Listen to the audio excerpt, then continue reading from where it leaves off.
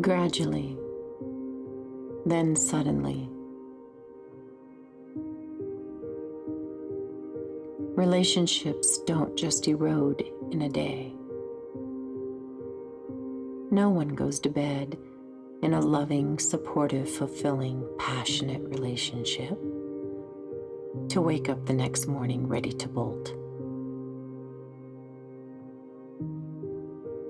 So how do so many couples get from the commitment ceremony bliss of I do to the divorce statistic of I don't? How has this been happening for generation after generation after generation, for as far back as we can see? Gradually, then suddenly, how do couples end up there?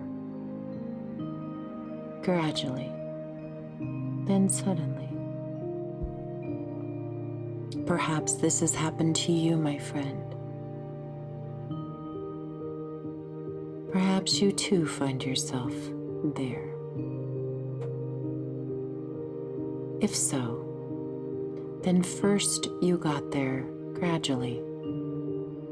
One critical, angry, blaming, nagging, manipulating, threatening, punishing, controlling, fear-driven conversation at a time.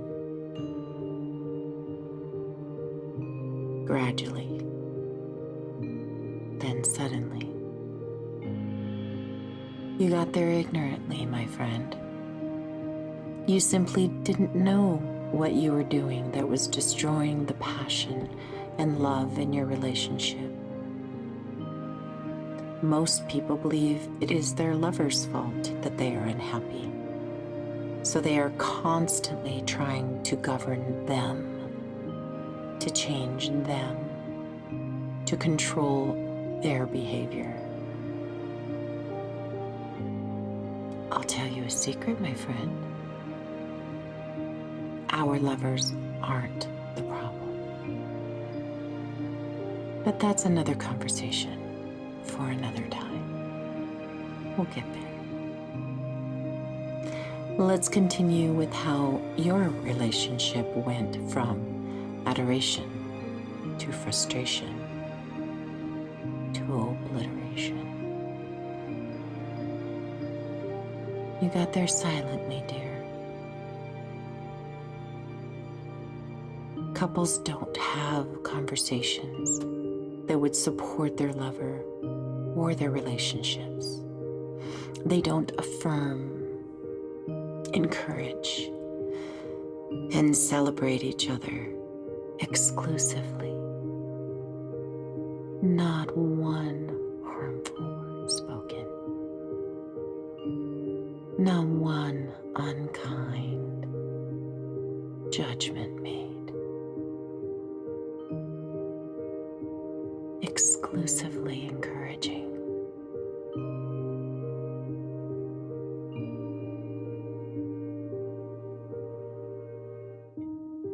Couples don't ask questions that would open up intimacy with each other. They make assumptions. They project their own shadows onto their lover. They don't investigate their own triggers. Lastly, my friend, you got there unconsciously. Couples tend to ignore the signs that their lover is unhappy, or that they are unhappy. They pretend that what was said or done didn't matter. So they never get around to addressing the real issues that are wreaking havoc on their lives, on the lives of their lovers, on your life, my friend. Gradually, then suddenly, the real issues of fear related to your own wounds. Your lover is not, was not, has never been your real problem. Couples dismiss or minimize the hurtful words they say to each other, believing those words don't have a residual, multiplying, snowball effect in their relationship.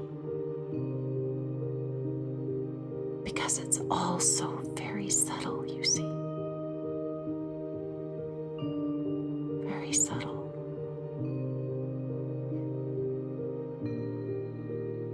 But in reality, our words and actions don't return void. We do, and always will, reap what we sow into our relationships. And gradually, and then suddenly, we subconsciously store these painful experiences and ever so gradually begin to step back away from our beloved to protect ourselves from those hurtful words and behaviors. At some point, lovers become enemies. The one person who is supposed to be your greatest fan, your loudest cheerleader, and your safe house has become unsafe. You became unsafe, dear. Gradually and then suddenly, couples feel judged, unknown, unloved, and alone. And further away they find themselves from the once fulfilling love they shared. And then, suddenly, like an earthquake waiting for years to release the built-up pressure of steam and lava, they explode and spew their pain, anger, and disappointment all over their beloved, destroying the very one they say they love or used to love. And it all comes crumbling down. Yes, my friend, gradually, then suddenly. This is the way to a failed relationship.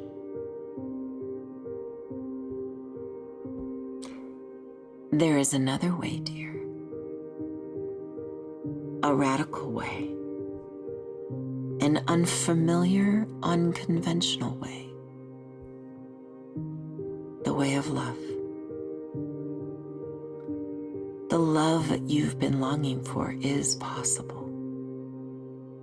Just not in the way you've been going about it. And if you want it, really want this thing called love,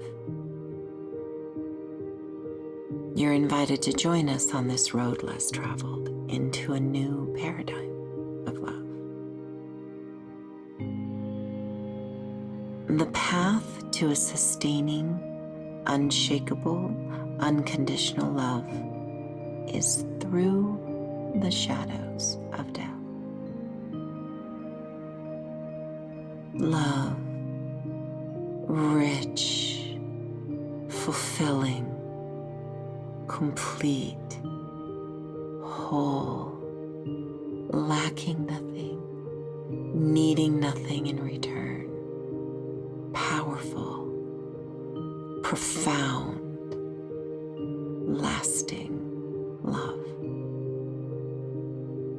is found within your dark shadows.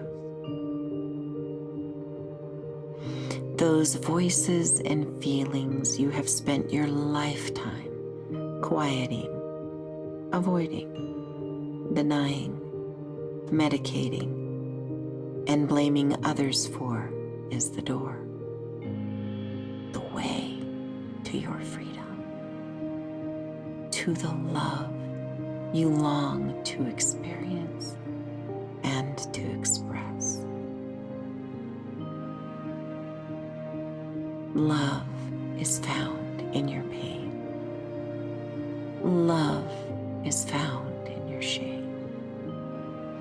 Love is found in your fears. And my friend, if you will move toward those fears and look squarely at your pain, you will find, buried beneath the lies, beneath the stories, beneath the past, you will find the hidden truth. You will discover the truth that will heal you and release you from your limitations.